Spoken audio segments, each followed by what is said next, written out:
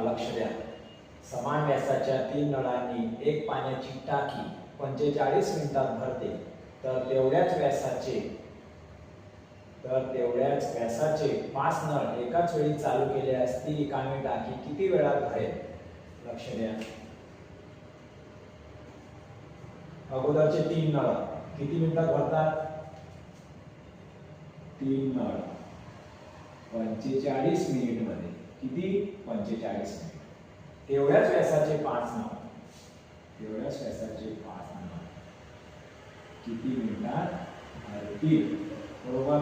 आता इथं जे आहे 3 नळांनी एक पाण्याची टाकी 45 मिनिटात भरते, तेवढ्याच व्यासाचे 5 नळ म्हणजे व्यस्त प्रमाण आहे.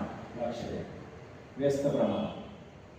3 नळ 45 मिनिटात, तर 5 नळ किती मिनिटात? 3 गुणिले 45 हे गुणिले इकडे 3 भागेला बरोबर x. 5 1 5, 5 न 45, x बरोबर 27 मिनिट. समजलं?